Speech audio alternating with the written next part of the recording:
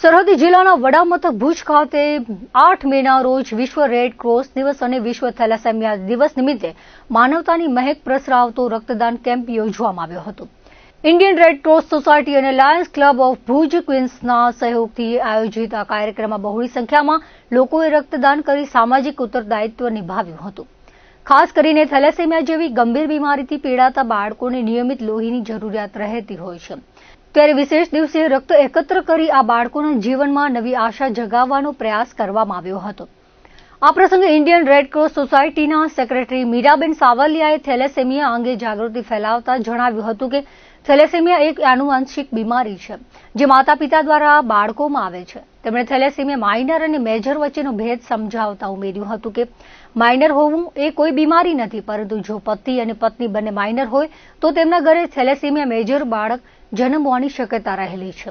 આવા બાળકોને આજીવન લોહી ચડાવવું પડે છે અને તેઓ લાંબુ આયુષ્ય ભોગવી શકતા નથી। તેમણે ભારપૂર્વક અપીલ કરી હતી કે જે રીતે આપણે લગ્ન પહેલા કુંડળી મેળવીએ છીએ તેટલું જ મહત્વ થેલેસેમિયા સ્ક્રીનિંગ ટેસ્ટને આપવું જોઈએ, જેથી આવનારી પેઢીને આ ગંભીર બીમારીથી સુરક્ષિત કરી શકાય। તેમણે અમિતાભ બચ્ચનનું ઉદાહરણ આપી સમજાવ્યું હતું કે સચોટ માર્ગદર્શન અને તકેદારી દ્વારા સામાન્ય જીવન જીવી શકાય છે। આ રક્તદાન કેમ્પમાં લાયન્સ ક્લબ ઓફ ભુજ ક્વીન્સના પ્રેસિડેન્ટ રીટાબેન છાટપાર દ્વારા પોતાના જન્મદિવસની ઉજવણી સેવા કાર્ય દ્વારા કરવામાં આવી હતી। તેમણે જણાવ્યું હતું કે પોતાના જન્મદિવસે સમાજ માટે કંઈક ઉપયોગી કાર્ય કરવાની ભાવના સાથે ઉજવણી કરી છે। થેલેસેમિયાથી પીડાતા બાળકોને લોહીની ખૂબ જ જરૂરિયાત રહેતી હોય છે અને આવા સમયે રક્તદાન એ જ સાચી સેવા છે। રેડ ક્રોસ સોસાયટી આયોજિત આ કેમ્પમાં દાતાઓનો ઉત્સાહ જોતા તેમણે આગામી સમયમાં પણ આવી સામાજિક પ્રવૃત્તિઓમાં સક્રિય રહેવાનો નિર્ધાર વ્યક્ત કર્યો હતો। આ સમગ્ર કાર્યક્રમ થકી ભુજમાં થેલેસેમિયા મુક્ત સમાજ બનાવવા અને રક્તદાનના મહિમાને લોકો સુધી પહોંચાડવામાં સફળતા મળી હતી। વર્લ્ડ રેડક્રોસ ડે અને સાથે સાથે વર્લ્ડ થેલેસેમિયા ડે છે। આજના દિવસે વિશ્વભરમાં રેડક્રોસ ડે અને થેલેસેમિયા ડેની ઉજવણી બહોળી રીતે કરવામાં આવે છે। થેલેસેમિયા ઘણા બધા બીમારી એવી છે જેના વિશે આપણે સૌ જાણીએ છીએ, પણ આ એક એવી બીમારી જેના વિશે લગભગ લોકો અજાણ છે। થેલેસેમિયા એક આનુવંશિક બીમારી છે અને આ રોગ દરેક વ્યક્તિને માતા પિતા દ્વારા થતો હોય છે। થેલેસેમિયા મેઇનલી બે પ્રકારના છે, થેલેસેમિયા માઇનર અને થેલેસેમિયા મેજર। માઇનર હોવું કોઈ બીમારી નથી। જો માઇનર હોવું કોઈ બીમારી નથી તો આનો ટેસ્ટ કરવો કેમ જરૂરી હોય છે? જરૂરી એટલા માટે છે કે જ્યારે પતિ અને પત્ની બંને થેલેસેમિયા માઇનર હોય ત્યારે એ ઘરની અંદર 25% ચાન્સ છે બાળક થેલેસેમિયા મેજર જન્મવાનું, અને આ બાળક જન્મે ત્યારથી જેટલા વર્ષ જીવતું રહે એટલા વર્ષ આ બાળકને વારવાર બહારનું લોહી ચડાવવામાં આવે છે। તો આવું બાળક કોઈ પણ વ્યક્તિના ઘરે ના જન્મે એટલા માટે આપણે શું કરી શકીએ? તો prevention is better than cure.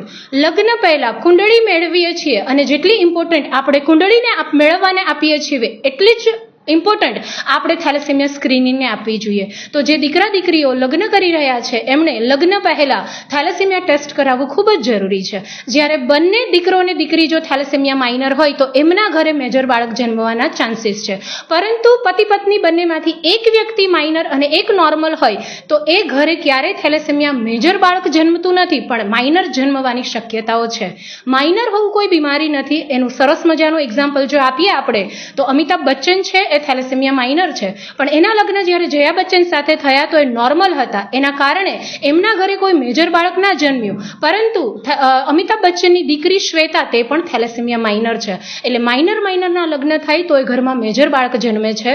તો ચાલો સાથે મળી અને ભારત દેશને થેલેસેમિયા મુક્ત કરીએ અને લગ્ન પહેલા થેલેસેમિયા ટેસ્ટ જરૂર કરાવીએ। થેલેસેમિયા માઇનર છે એ નોર્મલી કોઈ બીમારી નથી, એટલે એવી વ્યક્તિ છે એનામાં નોર્મલ વ્યક્તિ કરતાં હિમોગ્લોબિનનું પ્રમાણ થોડું ઓછું રહેતું હોય છે, એટલે આવા વ્યક્તિએ પોતાના ખાનપાન પર વિશેષ ધ્યાન આપવું જોઈએ, જેથી હિમોગ્લોબિન છે એ સ્ટાન્ડર્ડ વે પર આપણે મેન્ટેન કરી શકીએ। અને મેજર બાળક છે એમને વારાફરતી બ્લડ ટ્રાન્સફ્યુઝન કરવું પડતું હોય છે, સાથે સાથે ઘણી દવાઓ લેવી પડતી હોય છે, અને કંઈક અંશે આવા બાળકો લાંબુ જીવન જીવી શકતા નથી। પરંતુ હા, જો એ બાળકનો બોન મેરો કોઈ સાથે મેચ થાય તો બોન મેરો ટ્રાન્સપ્લાન્ટ કરાવી અને બાળકને તમે નોર્મલ હેલ્ધી લાઈફ આપી શકો છો। रेड क्रॉस डे है 8 मई। एक्चुअली आज मेरा बर्थडे भी है, इस हिसाब से मुझे ऐसा लगा कि मैं ऐसा कुछ काम करूं कि मुझे लगे कि मेरा जीवन सार्थक हो गया। इसीलिए आज मैंने रेड क्रॉस डे का भी फ़ायदा लिया और विश्व थैलेसीमिया डे का भी मैंने फ़ायदा लिया, क्योंकि थैलेसीमिया के बच्चों को ब्लड की बहुत ज़रूरत होती है। इसीलिए ब्लड डोनेशन कैंप का आयोजन किया, ताकि उन बच्चों को समय समय पर ब्लड मिलता रहे। और मुझे भी खुशी है, उन बच्चों को भी खुशी होगी। और रेड क्रॉस ने हमको बहुत ही अच्छा सहयोग दिया है, मैं उनकी आभारी रहूँगी। और मैं चाहूँगी कि मेरा हर दिन ऐसा जाए कि मैं किसी न किसी सेवा में हाजिर रहूँ, सेवा समाज की करती रहूँ, जैसे आज मैंने की है।